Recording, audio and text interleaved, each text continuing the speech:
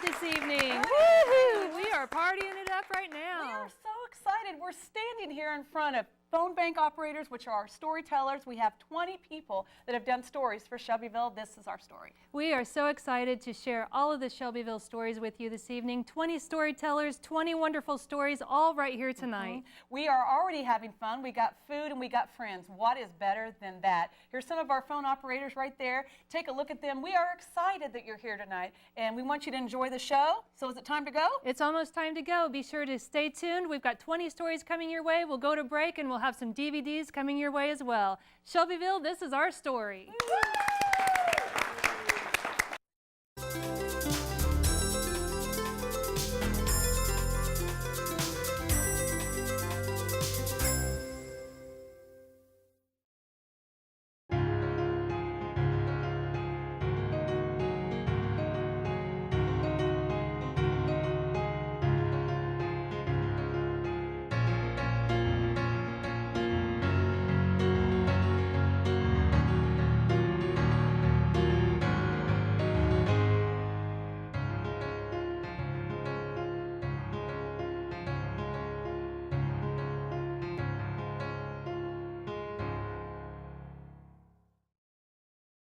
Shelbyville, This Is Our Story, is underwritten in part by SSI is proud to bring you Shelbyville. This is our story on WEIU. SSI is a developer of agribusiness software located in Shelbyville and supports the storytellers and everyone involved in the show. More information regarding software solutions integrated is available at agvance.net. Sarah Bush Lincoln Shelbyville Clinic provides family practice, laboratory, and diagnostic imaging services in Shelbyville. Sarah Bush Lincoln Shelbyville, trusted, compassionate care, and proud to be a partner of Shelbyville. This is our story. First Federal Savings and Loan Association of Central Illinois, providing services for East Central Illinois for over 100 years, hopes you enjoy Shelbyville. This is our story. First Federal Savings and Loan Association of Central Illinois, equal housing lender, member FDIC. Shelby Electric Cooperative is a member-owned electric distribution cooperative serving all or parts of 9 counties and an honored partner of Shelbyville. This is our story on WEIU. Shelby Electric Cooperative coordinates with community and civic groups in fostering programs that contribute to Shelbyville's development. Monical's Pizza in Shelbyville thanks all of the storytellers and champions for making Shelbyville This Is Our Story happen on WEIU. Enjoy the show from your friends and Shelbyville neighbors. Monical's Pizza, located at 1900 West Main Street.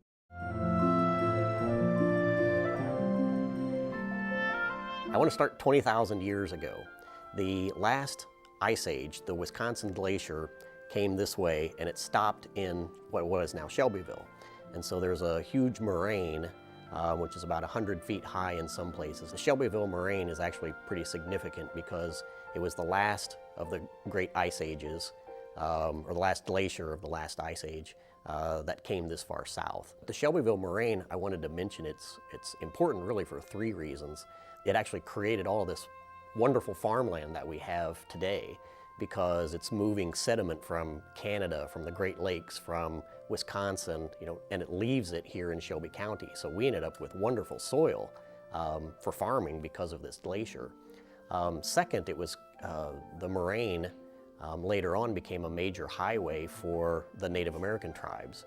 Moraines were easy to move along because they were higher grounds of land. They could see over the territories, and it was just an easy place for them to move from place to place along the moraines. Shelbyville, of course, was one of those.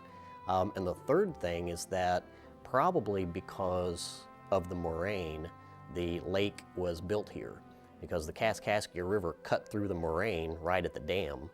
And so that was a natural place to build a dam, was because of the moraine. So the Corps of Engineers was just able to dig behind it, dig a big hole which filled up with water, and then the moraine was a natural dam for the lake. The first settlers came to what is now Shelby County in 1818. Wasn't a county at that point. The General Assembly finally created Shelby County in 1827. By that point there were several hundred settlers in the area. Shelby County was kind of a natural place to have a town because it sits on top of a bluff that overlooks the Kaskaskia River, so there wasn't a lot of issues with flooding or floodplains or anything like that because it was set so high. So Shelbyville had always been the county seat. It was named after Isaac Shelby, who was a Revolutionary War general and the very first governor of Kentucky. And there were a lot of Shelby counties. I think there's 9 Shelby counties total in the country, and a number of Shelbyvilles, not including the Simpsons, where there's a Shelbyville that exists. In 1837 or 1836 is when Anthony Thornton moved to Shelbyville. And Anthony Thornton, really didn't know where he wanted to settle. I think he was kind of on his way to Missouri, but he stopped in Shelbyville because his uncle lived here. Anthony Thornton, I wanted to mention him because he's really not just prominent in Shelbyville history, but he's a prominent person in state of Illinois history.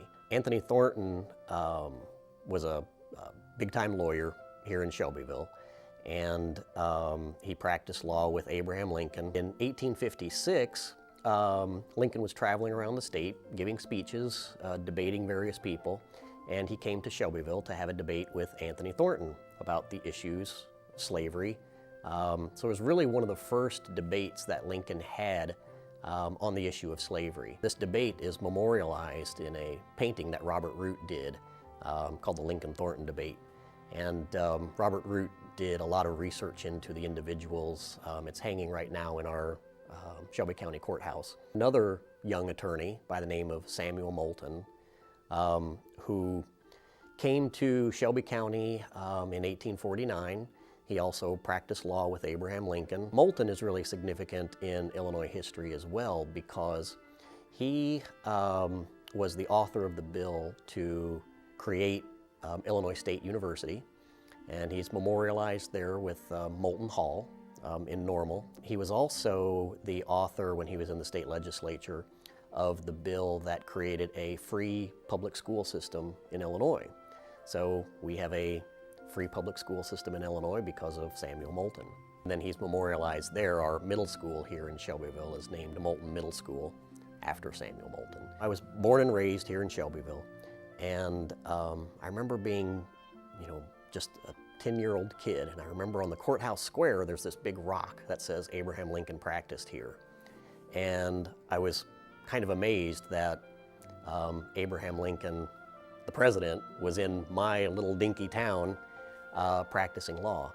So I'd always had kind of an interest in Lincoln history and Shelbyville history and how the two merged, and it actually turned into a career for me as I became a Lincoln historian. I worked for the Abraham Lincoln Presidential Library and Museum for a few years, and now I'm the historian for the Illinois Supreme Court. So that interest in history went on to college and turned into a career for me.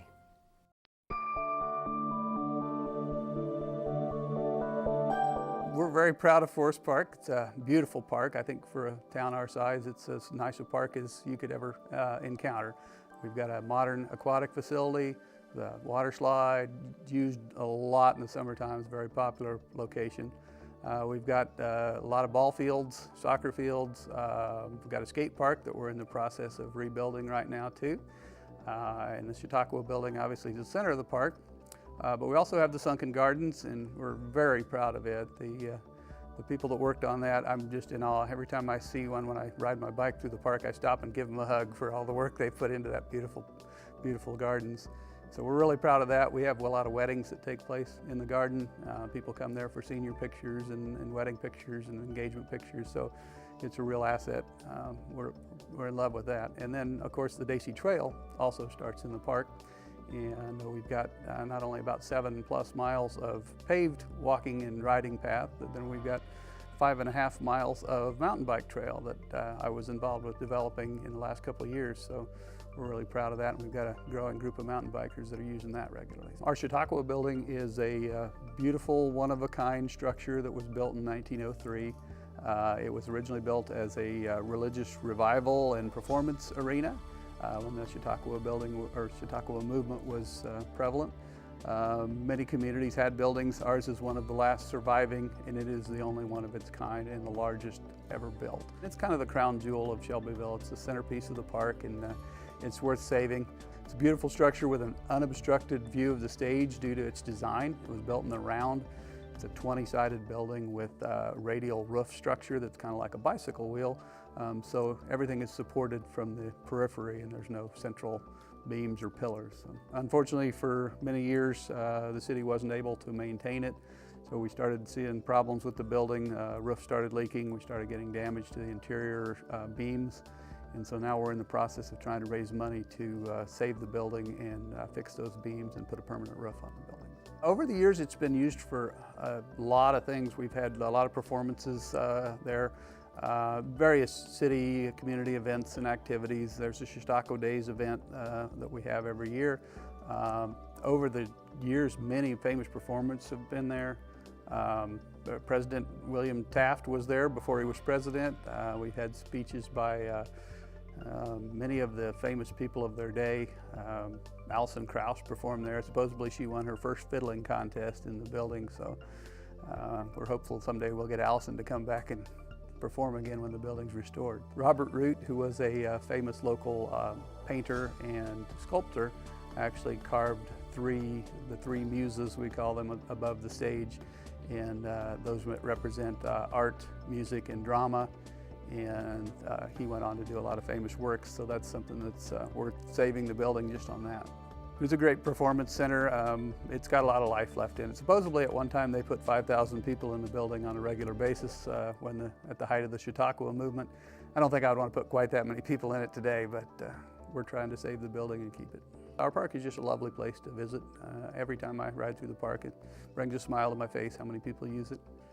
We've actually got a lagoon in the park, which is very unusual, that a lot of people come to fish, especially grandparents will bring grandkids there because they can wet their line and maybe catch a fish without having to even go very far or go outside the park to do that. We do have a great group of volunteers that help out with a lot of projects at the park. The Festival of Lights especially is one of our great events every year, and Bill Bly and Bob Thomas and Gail Wright put in a huge amount of work, among others, but they're kind of the principals on the activities with the Festival of Lights, and then they were also instrumental in helping me get the building painted. They put in hundreds of hours working on painting the Chautauqua building, so we're really proud to have them as volunteers. And I think everybody loves our park, and we have a lot of people show up to help out just to keep it as nice as it is. Quality of life is the #1 issue that makes people love a community, open a business in a community, decide to raise their family there, decide to open a business or a factory or something like that. So I think some people say, that's window dressing when you're doing those kinds of things. I disagree with that. I think that's what makes a community have a heart and have people proud of it and support the community. So that's what we're trying to focus on in the park.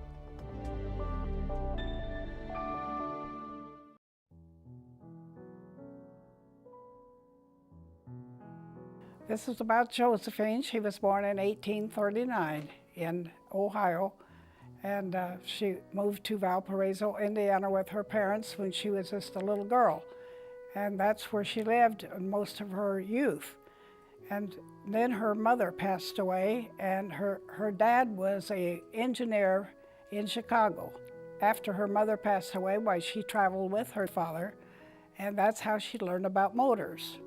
And then she was going to a private school in Indiana. The school burned, and she moved to Shelby County over at Windsor, Illinois, to visit her sister, and that's where she met her future husband.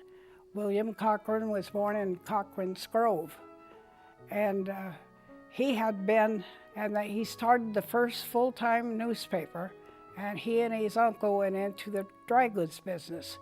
Josephine married William when she was 19 years old, and they bought a big house at 148 South Broadway, which is still standing. They did entertain so much, but she was quite a sophisticated lady. She had maidservants because the house was so large, but when they washed the dishes after the big parties, they would chip and break the dishes. And finally she said, "They're too hard to replace. I will do the dishes myself." So they just left them, and she hated washing dishes. So one day she was in there washing dishes, and she said, "Someone ought to invent something that would do these dishes." And she said, "Why don't I?" So that's when she put her knowledge of motors, and she had a young man by the name of George Butters to help her put the parts together because he had the strength to do that. So she took a copper boiler and she made all of the little cups and saucers and plates and everything into wire baskets. And she had a pump so she would get the water in there, and it's soapy water, and wash them that way, but she didn't understand for a while how to get the rinse water in. So she just took a tea kettle, heated the water, and poured it over the dishes and let them air dry. And so that's how she got started with washing the dishes. And people in town here said, oh, you ought to enter those in a show because it's so valuable to have a dishwasher. She was ready to put her dishwashers into the competition.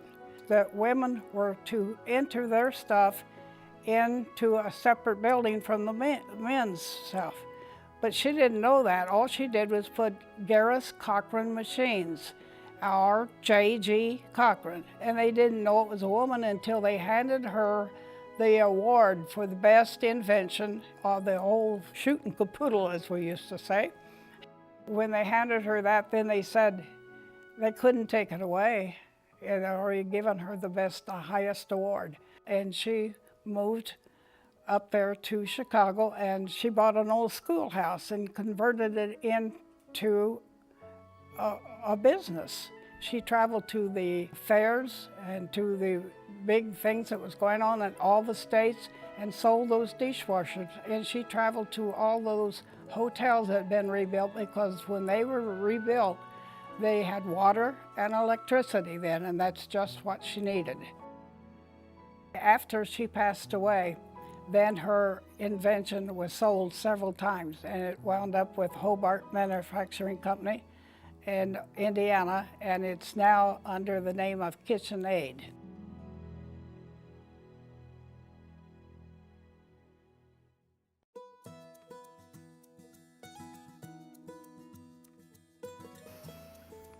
I'm Darrell Best. They call me Brother Darrell. I'm with the Best Wedding Chapel in Shelbyville, Illinois. The Wedding Chapel was established to help those that wish to be married. We try to keep it simple. Our slogan is, "Love is our religion." It's a great honor to be considered to be anybody's wedding officiant, and it's a fantastic day in everybody's lives, and we're honored to be a part of it. Ever since I got married in 1984, I've felt a calling to help those that want to get married. And then some things happened in my life which kind of led me, and I did become ordained with the purpose of doing that, but still keeping my day job, where I was a banker. For 20 years I was a banker, until I found a beautiful old fire truck sitting alongside the road with a for sale sign in it. And that old truck, I fell in love with it and was thinking, that could be my mobile ministry. We'll call that Red Hot Weddings. And that truck led me to Shelbyville, where I found the church building that we now occupy and call home. And we're very proud of our building there at the Best Wedding Chapel. We've been there since the year 2000. The building was the Catholic Church here in the community. Wonderful building that goes back to the 1870s. Aside from services inside the sanctuary, we have the world's fastest wedding chapel, of which I'm the driver. We know it's the fastest wedding chapel in the world because a crew came over from England. It was Guinness World Record. They timed our truck and have proved it to be the world's fastest wedding chapel. Some people just want to minister. And that being the case, we have our own personal vehicles that we use. We have a couple black and white retired police cars.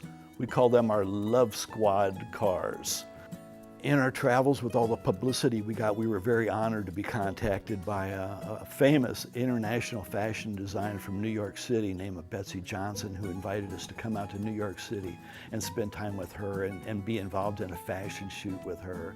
And that was just such a wonderful event in my life, and it was such a thrilling thing to do, driving a 1942 truck from Shelbyville, Illinois to New York City and back. So now it's even more roadworthy than it was when we got it from My Truck.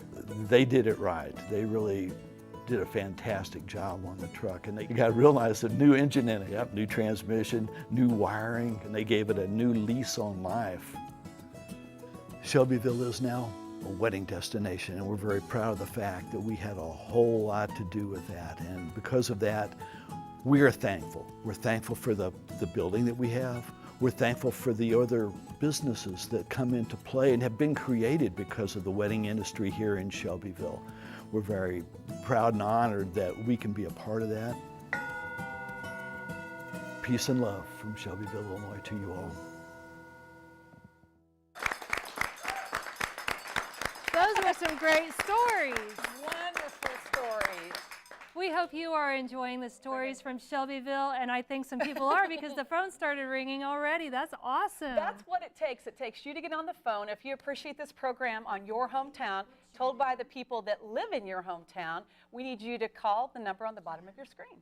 And when you call, you can talk to one of the storytellers back here, and right there on your screen it says you can get a copy of Shelbyville, This Is Our Story for $75, and if you want 2 or more copies, they're $60 each. What a bargain. It is a great opportunity for you to support your local PBS station, and that's us, WEIU TV, and it's nice to get one for yourself and to pass along one to a family member, a friend, for the holidays or whatever. It's a great opportunity tonight. If you're listening to the program tonight and you are enjoying this program on your community, please give us a call.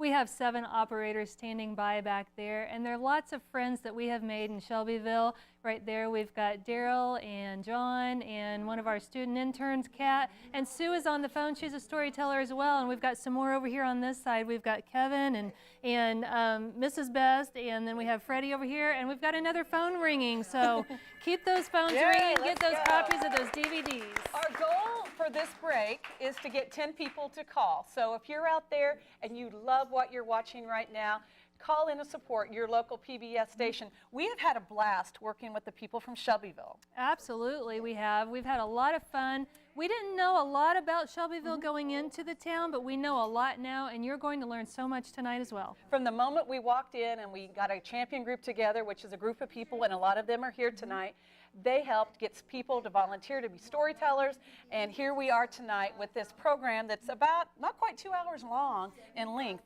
So we are super pumped tonight to be here. So if you want to call, the number's on the bottom of the screen. If you missed the first part of the show, what we have started with, we heard about how Shelbyville came to be with John Lupton and how that developed into a career for him. And we heard about Forest Park, a beautiful park they have there. Got to go visit that. And then we heard about the dishwasher. Oh my gosh, favorite. Sweet Norma Jean, I just fell in love with her. She is such a sweetie, and she did reenactment too of her. So who would have ever known that the first dishwasher was invented, A, by a woman, B, that she went to the World's Fair and actually won first place as a woman, which is unusual.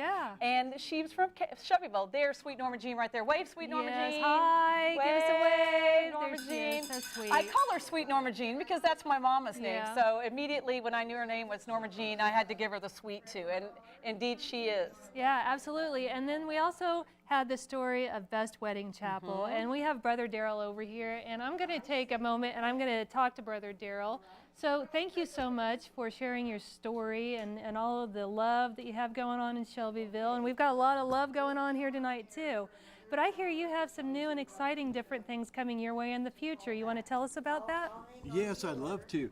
I mean, it's been a wonderful 17 years since we arrived in Shelbyville and doing what we do. And a lot of people probably don't know, except the people around Shelbyville, that by day I also do daycare. And we are out walking the children and having fun around Shelbyville.